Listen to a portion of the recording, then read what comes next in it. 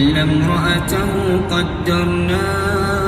إنها لمن الغابرين فلما جاء آل لوط المرسلون قال إنكم قوم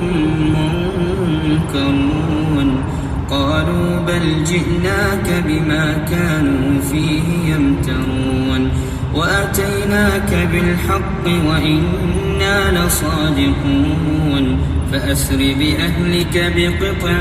من الليل واتبع أدبارهم ولا يلتفت منكم أحد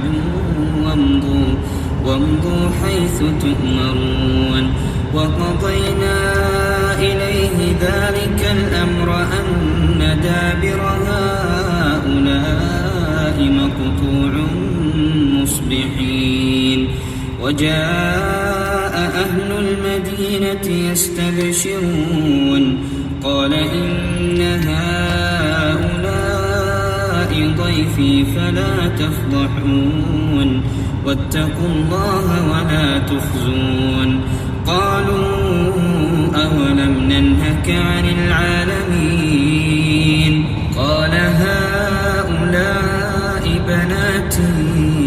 إن كنتم فاعلين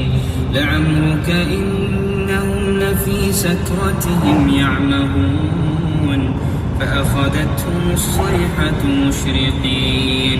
فجعلنا عاليها سافلها وأمطرنا عليهم حجارة من سجيل إن في ذلك لآيات للمتوسمين وإنها لبسبيل مقيم إن في ذلك لآية للمؤمنين وإن كان أصحاب الأيكة لظالمين فانتقمنا منهم وإنهما لبإمام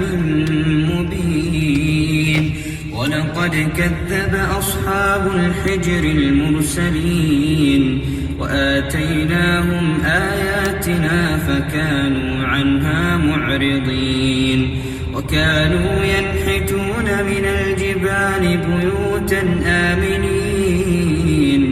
فأخذتهم الصيحة مصبحين فما أغنى عنهم